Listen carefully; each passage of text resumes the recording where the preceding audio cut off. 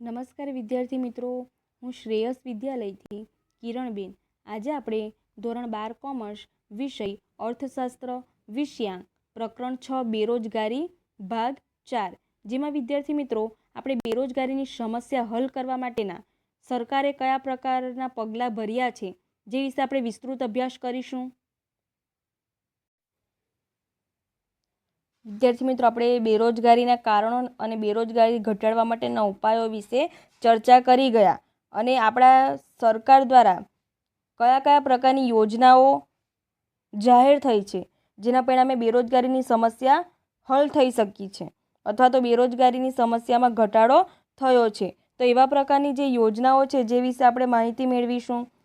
ઈસવીસન 1951થી દેશમાં આયોજનની શરૂઆત કરવામાં આવી હતી. વિદ્યાર્થી મિત્રો, આપણો દેશ આઝાદ થયો ત્યાર પછી આપણા જે મહત્ત્વના ક્ષેત્રો છે, કૃષિ ક્ષેત્ર, ઉદ્યોગ ક્ષેત્ર અને સેવા ક્ષેત્રો, તો એ ક્ષેત્રોમાં રોજગારીની તકો સર્જવા માટે આયોજનની શરૂઆત થઈ હતી 1951થી.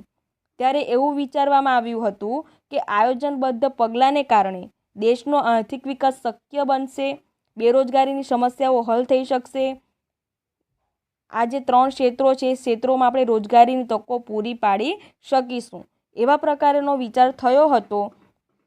અને એવા વિચારોને ધ્યાનમાં લઈને શરૂઆતની 4 પંચવર્ષીય યોજનાઓમાં આ ખ્યાલ એ ખોટો સાબિત થયો. જે આપણે ધારણા કરી હતી એ ધારણા પ્રમાણે આપણને પરિણામો પ્રાપ્ત થયા નહીં. પરિણામ સ્વરૂપ 5મી યોજનાથી બેરોજગારીની સમસ્યા નિવારવાના ઉદ્દેશ્યથી સફળ બનાવવા માટે રાજ્ય દ્વારા વિવિધ રોજગારલક્ષી કાર્યક્રમો શરૂ કરવામાં આવ્યા. કારણ કે આપણો ભારત દેશ જ્યારે આઝાદ થયો હતો ત્યારે જે પ્રકારની પંચવર્ષીય યોજનાઓ આપણે હાથ ધરી હતી તે પ્રમાણે આપણે રોજગારી પૂરતા પ્રમાણમાં સર્જી શક્યા નહીં અને તેને પરિણામે બેરોજગારીની સમસ્યા વધતી જ ગઈ હતી. અને તેને પરિણામે આ સમસ્યાને હલ કરવા માટે કેટલાક કાર્યક્રમોનું આયોજન કરવામાં આવ્યું, જેમાંથી પ્રથમ છે સંકલિત ગ્રામ વિકાસ કાર્યક્રમ, કામના બદલામાં અનાજ, જવાહર રોજગાર યોજના, નહેરુ રોજગાર યોજના, સ્વર્ણ જયંતિ ગ્રામ રોજગાર યોજના, સ્વર્ણ જયંતિ શહેર રોજગાર યોજના, ગ્રામીણ યુવકને સ્વરોજગારી માટે તાલીમ આપતો કાર્યક્રમ, નેશનલ ગ્રામીણ રોજગાર ગેરંટીનો કાર્યક્રમ, મનરેગા કૌશલ્ય વિકાસ કાર્યક્રમો, શ્રમેય જયતે યોજના,